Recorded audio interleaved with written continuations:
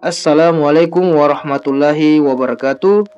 Perkenalkan, nama saya Hairul dengan nomor NIM 0537719004 UPBJJ UT Makassar.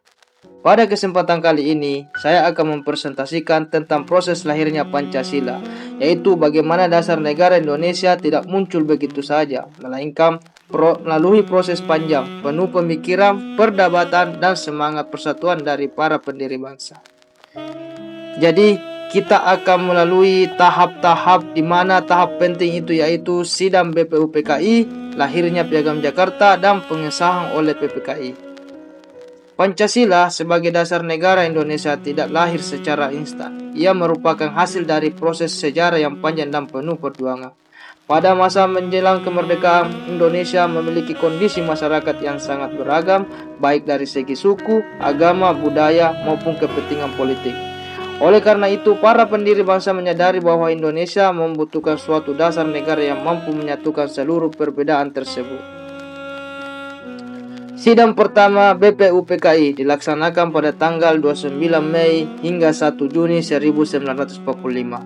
Tujuan utama sidang ini adalah untuk membahas dan merumuskan dasar negara Indonesia. Dalam sidang ini, beberapa tokoh besar menyampaikan gagasannya, seperti Muhammad Yamin mengusulkan konsep dasar negara secara lisan dan tertulis. Supomo menjelaskan konsep negara integralistik, yaitu negara yang menyatukan seluruh elemen masyarakat. Dan pada tanggal 1 Juni 1945, Soekarno menyampaikan pidato penting yang memperkenalkan istilah Pancasila. Setelah sidang BPUPKI dibentuk, panitia 9 yang bertugas merumuskan hasil sidang menjadi lebih konkret. Pada tanggal 22 Juni 1945, lahirlah Piagam Jakarta yang berisi rumusan awal dasar negara. Namun, terdapat perbedaan pada sila pertama, yaitu ketuhanan dengan kewajiban menjalankan syariat Islam bagi pemeluk-pemeluknya. Rumusan ini kemudian menimbulkan kekhawatiran dari kelompok non-muslim, sehingga diperlukan penyelesaian agar seluruh rakyat Indonesia dapat menerima dasar negara tersebut. Setelah Indonesia merdeka, PPKI mengadakan sidang pada tanggal 18 Agustus 1945. Dalam sidang ini disahkan Undang-Undang Dasar 1945 sebagai konstitusi negara. Salah satu keputusan penting adalah perubahan sila pertama menjadi ketuhanan yang Maha Esa. Perubahan ini menunjukkan sikap bijaksana para pendiri bangsa yang mengutamakan persatuan dan kesatuan bangsa di atas kepentingan golongan tertentu. Jadi, nilai Pancasila tercermin dari seluruh proses tersebut. Terdapat nilai-nilai penting yang menjadi dasar kehidupan berbangsa. Pertama, nilai persatuan terlihat dan kesediaan para tokoh untuk berkompromi demi menjaga keutuhan bangsa.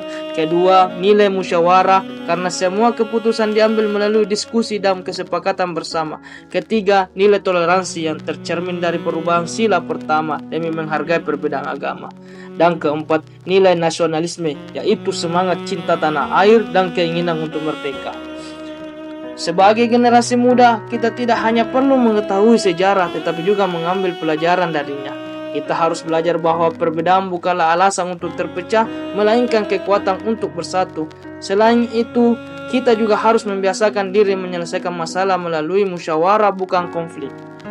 Nilai-nilai Pancasila masih sangat relevan di era sekarang. Di tengah perkembangan teknologi dan media sosial sering terjadi perpecahan akibat perbedaan pendapat.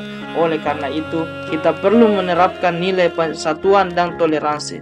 Selain itu, kita juga harus menjadi generasi yang bijak dalam menyikapi informasi, tidak mudah terprovokasi, dan mampu memberikan kontribusi positif bagi masyarakat.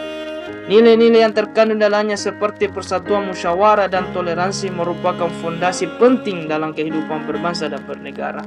Sebagai generasi muda, kita memiliki tanggung jawab untuk menjaga dan mengamalkan nilai-nilai tersebut dalam kehidupan sehari-hari.